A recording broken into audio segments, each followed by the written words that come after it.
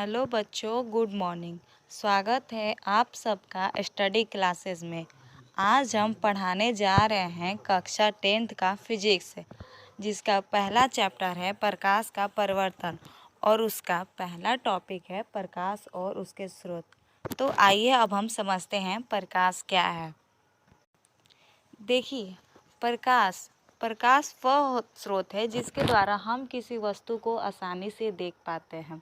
जैसे बिजली का जलता बल्ब हो गया, सूर्य हो गया, इसकी उपस्थिति में हम किसी वस्तु को देख पाते हैं। ऐसे तो हम आँखों के द्वारा भी किसी वस्तु को देखते हैं, लेकिन वहाँ पर प्रकाश अनुपस्थित हो तो हम किसी वस्तु को नहीं देख पाते हैं। इस प्रकार हमें यह पता चलता है कि आँख और प्रकाश एक दूसरे के पूरक होते हैं, अर्थात आँख की उपस्थिति में हम वस्तु को अच्छे से नहीं देख पाते हैं अगर यह वहाँ पर प्रकाश ना हो। अगर प्रकाश हो भी तो अंधा व्यक्ति जैसे जिसके पास आँख नहीं हो वो प्रकाश को नहीं देख पाता है। तो आइए अब हम चलते हैं परिभाषा पर।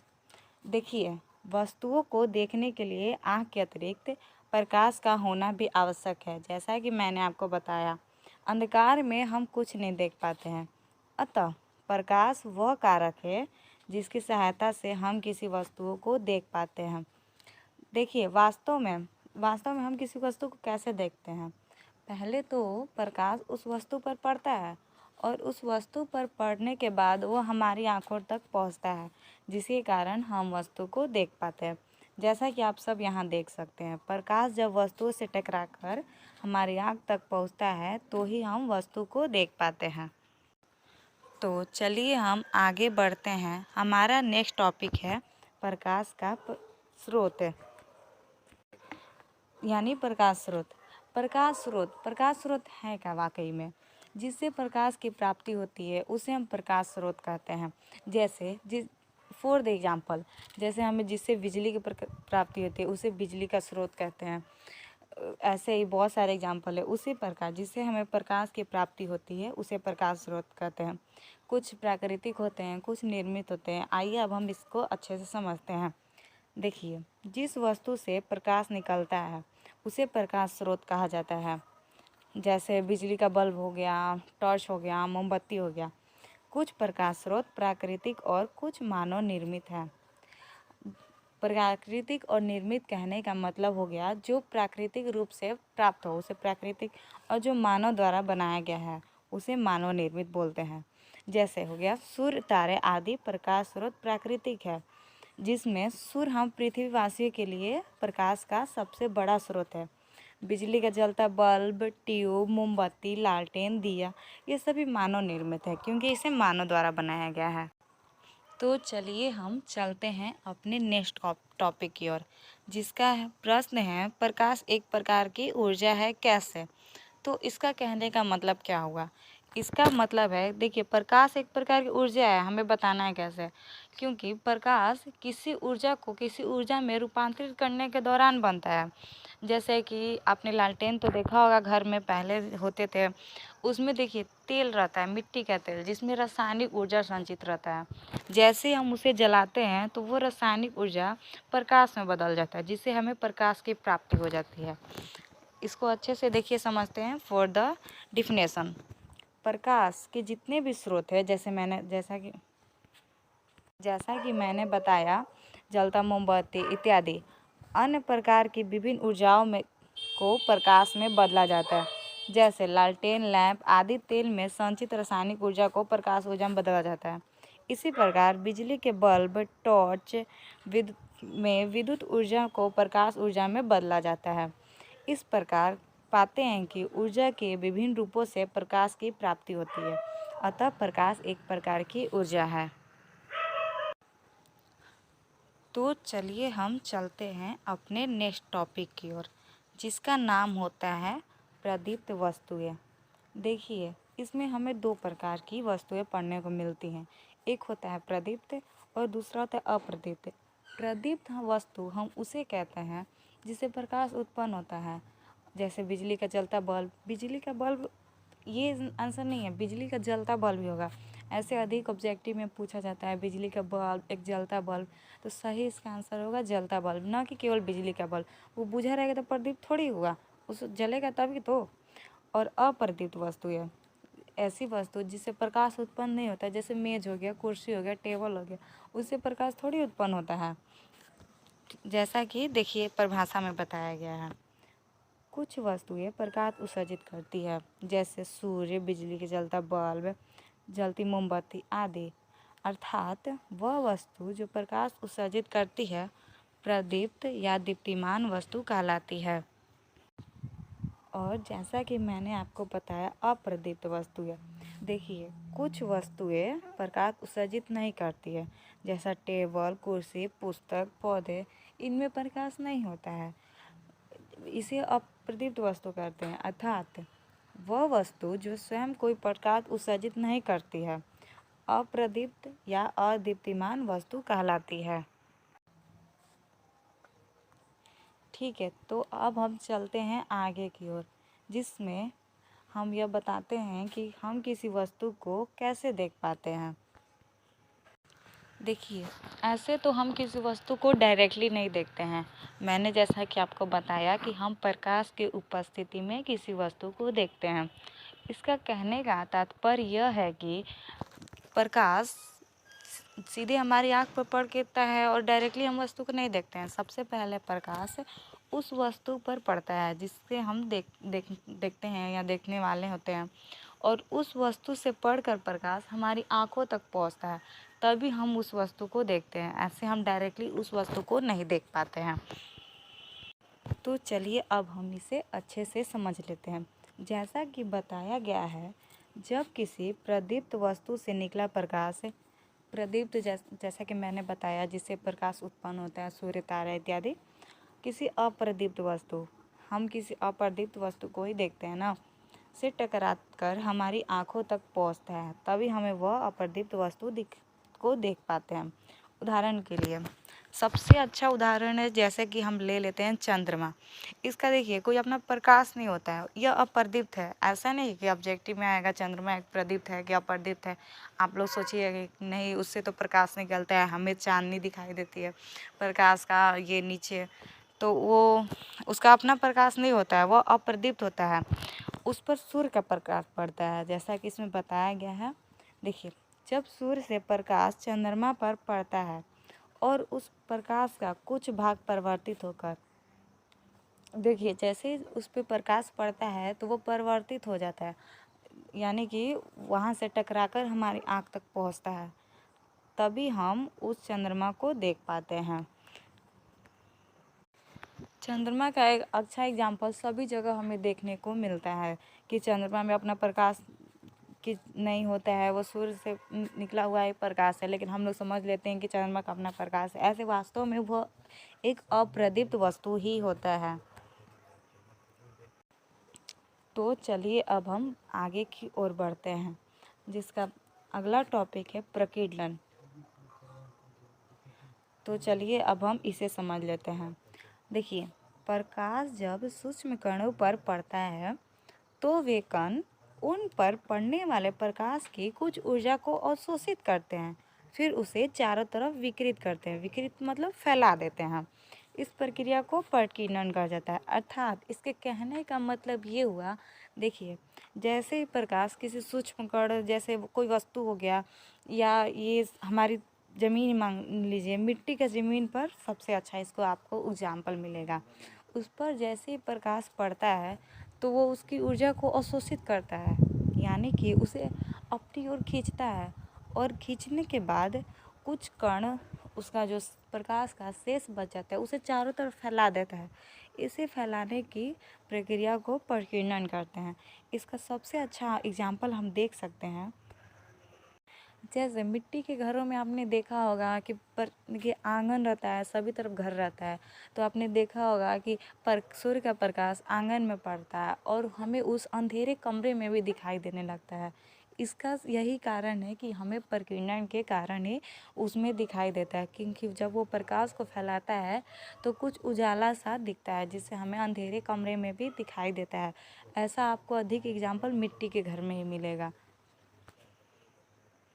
देखिए यहाँ पर लिखा भी है, इसी प्रकीर्णित प्रकाश के कारण हम दिन में ऐसी वस्तु को देख पाते हैं जिस पर सूर्य का प्रकाश सीधे नहीं पड़ता है। जैसा कि मैंने आपको अभी समझाया कि मिट्टी के घर में हम ये एग्जाम्पल आसानी से देख सकते हैं। ऐसा नहीं कि ये मिट्टी के घर में ही संभव है, ऐसे पक्के के घर में भी इसके उदाहरणों को समझा जा सकता है। तो चलिए अब हम आगे की ओर बढ़ते हैं, जिसमें का कि टॉपिक है प्रकाश का किरण। इसका कहने का तात्पर्य है किसी प्रदीप्त पदार्थ से, प्रदीप्त यानी जो प्रकाश उत्पन्न करे, सरल रेखा में सभी दिशाओं में जाता है। देखिए सरल रेखा कहने का मतलब क्या हुआ इसका, सरल रेखा में क्यों, वक्र रेखा में क्यों। देखिए आपने अगर आप सोचेंगे कि हमें कैसे पता चलेगा कि सूर्य का प्रकाश सरल रेखा में आता है कि वक्र रेखा में आता है कि टेढ़े मेढ़े मार्ग से आता है, कैसे हम पता लगाएंगे।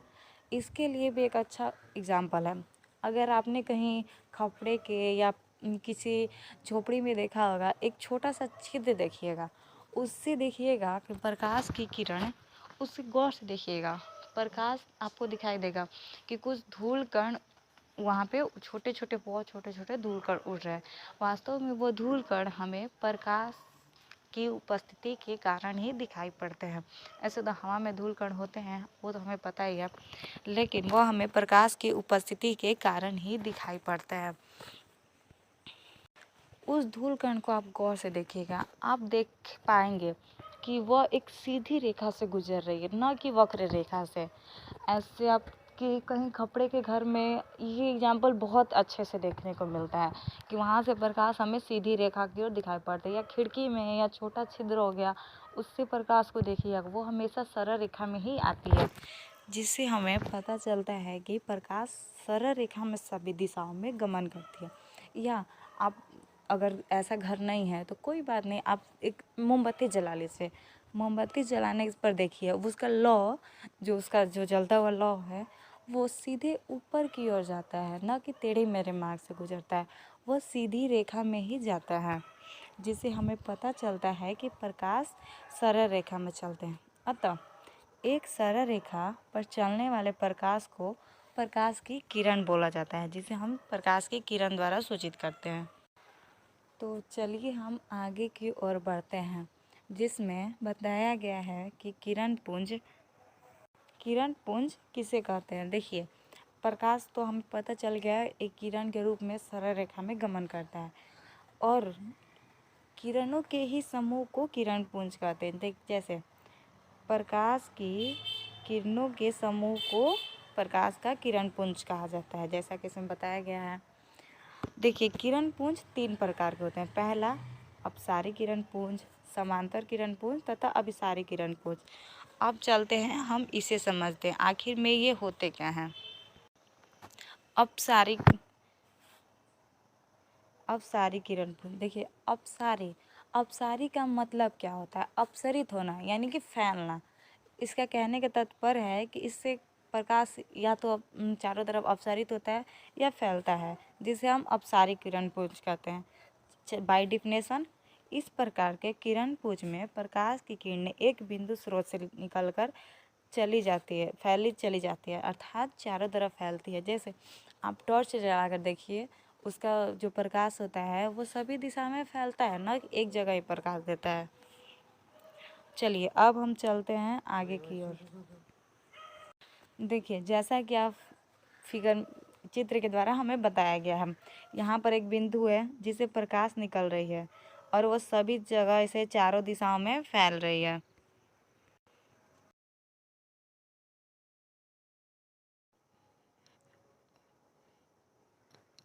तो चलिए अब हम चलते हैं अपने नेक्स्ट टॉपिक की ओर, जिसका नाम है समांतर किरण पुंज। देखिए नाम से ही पता चल रहा है समांतर, यानी कि जो एक दूसरे के समांतर गमन करें, अर्थात वैसे किरण पुंज जो एक दूसरे के समांतर गमन करें, ऐसी किरण को समांतर किरण पुंज कहते हैं। देखिए जैसे कि बताया गया है, ऐसे किरण पुंज में प्रकाश की किरणें एक दूसरे के समांतर होती है। देखिए बहुत दूरी पर स्थित, यानी कि जो हमसे अधिक दूरी पर स्थित प्रकाश स्रोत से आते किरण पुंज को समांतर किरण पुंज माना जाता है। देखिए इसका कहने का तात्पर्य क्या हुआ, इसका कहने का तात्पर्य ये हुआ जब किसी स्रोत से प्रकाश निकलता है तो पहले वो चारों तरफ एक वृत्ताकार रूप में फैलता है, वो अधिक दूरी तय करते करते समांतर क्रम में हो जाता है। इस प्रकार के किरण को हम समांतर किरण पुंज करते हैं। जैसा कि चित्र में बताया गया है कि ये एक दूसरे के ऐसे समांतर दिशाओं में गमन करते हैं। इसमें हमारा अगला पॉइंट है अभिसारी किरण पुंज। अभिसारी माने एक जगह संकेंद्रित होना, एक जगह आकर मिलना। देखिए जैसा कि डिफिनेशन में है, इस प्रकार के किरण पुंज में प्रकाश की किरणें एक बिंदु पर आकर मिलती है या मिलती हुई प्रतीत होती है। अतः ऐसे किरण पुंज में किरणों के बीच की दूरी घटती जाती है। बीच की दूरी का घटना मतलब क्या? जैसे पर अपसारी में आपने देखा होगा, मैं उसमें फैलता है क्योंकि प्रकाश स्रोत से किरणें निकलती है तो वो चारों तरफ फैलती है, और इसमें उसका जस्ट अपोजिट बताया गया है। इसमें सभी जगह से प्रकाश, देखिए जैसा कि ये यहाँ से सभी जगह से प्रकाश आता है और एक बिंदु पर यहाँ पे संकेंद्रित हो जाता है। इसे उसके बीच की दूरी घटती है। जैसा कि देखिए पहले यहाँ के बीच की दूरी, फिर यहाँ दूरी, फिर यहाँ दूरी, देखिए ऐसे हमारी दूरी घट जाती है और यह एक बिंदु पर आकर मिलती है। ऐसे किरण पुंज को अभिसारी किरण पुंज कहा जाता है। तो हमने पढ़ा अपसारी किरण पुंज, समांतर किरण पुंज तथा अभिसारी किरण पुंज, जो कि किरण पुंज के 3 प्रकार थे। अब हम आगे की ओर बढ़ते हैं, जिसका है टॉपिक पारदर्शी पदार्थ। देखिए पारदर्शी पदार्थ, इसका कहने का तात्पर्य क्या है? ऐसे तो देखिए पदार्थ 3 टाइप के होते हैं प्रकाश को लेकर, जैसा कि हम समझते हैं। एक में से प्रकाश आसानी से पार कर जाता है, एक में से थोड़ा आंशिक मात्रा से पार करता है, और एक में से बिल्कुल पार नहीं कर पाता है। इन सभी प्रकार के पदार्थों को कुछ को पारदर्शी, प्रभासी या पारदर्शी कहते हैं। जैसे कि जिसमें से प्रकाश आसानी से पार कर जाता है वो पारदर्शी हो गया, जिसमें थोड़ी सी मात्रा में पार करता है वो प्रभासी हो गया, तथा जिसमें प्रकाश पूर्णतः पार नहीं करता, मतलब कि उसको पार ही नहीं कर पाता है।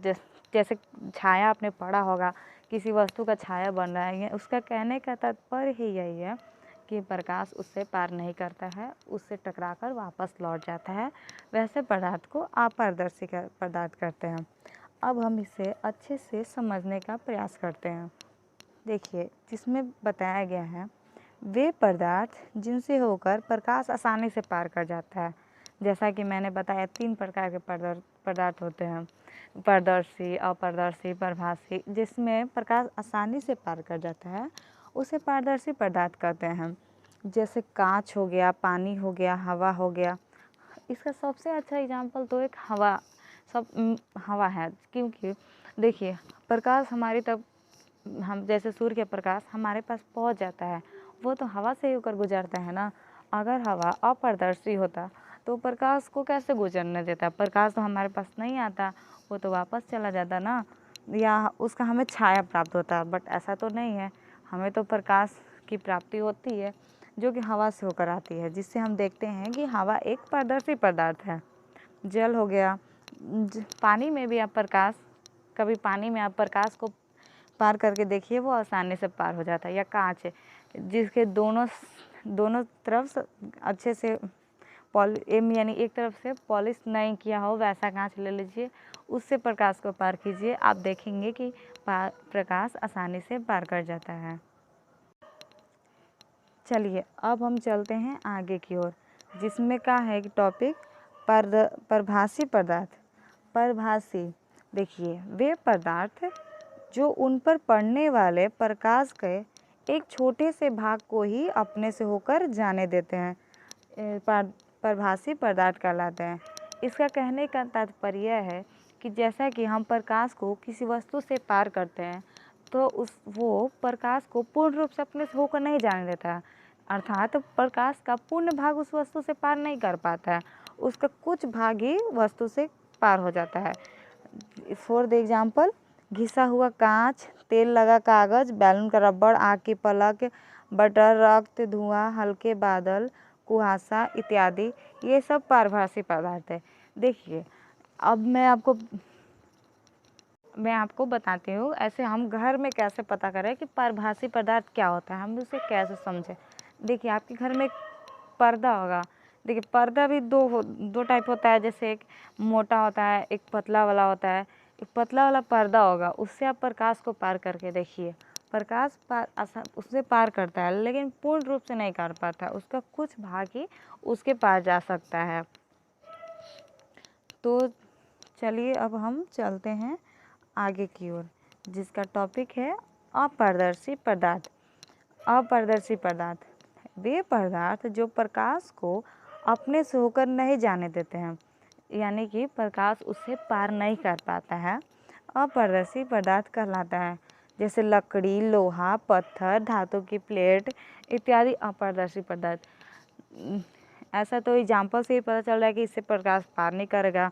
क्या कभी लकड़ी से प्रकाश पार कर सकता है? नहीं, बिल्कुल नहीं। लोहा से, पत्थर से हम उसके ऐसे दीवार के एक पीछे हम लाइट कर जैसे टॉर्च जलाएंगे तो उसके पार जाएगा थोड़ी, उसके पार थोड़ी जा पाएगा, यानी कि वो एक अपारदर्शी का काम करता है वहाँ पर। तो चलिए, हाँ तो बच्चों, अब हम इसके आगे का टॉपिक नेक्स्ट लेक्चर में पढ़ेंगे। अगर आपको यह वीडियो पसंद आया तो प्लीज़ इसे लाइक, सब्सक्राइब एंड शेयर करना ना भूलें। ज़्यादा से ज़्यादा शेयर कीजिए, ताकि जो बच्चे ट्यूशन जाने में सक्षम हो वो घर बैठे आसानी से पढ़ पाएँ। यदि आप इसका नोट्स बनाना चाहते हैं तो मैं इसका पहले पेज से लाती हूँ, ताकि आप आसानी से अच्छे से नोट्स बना लें। तो बच्चों स्क्रीनशॉट ले लीजिए। चलिए नेक्स्ट पेज चलते हैं।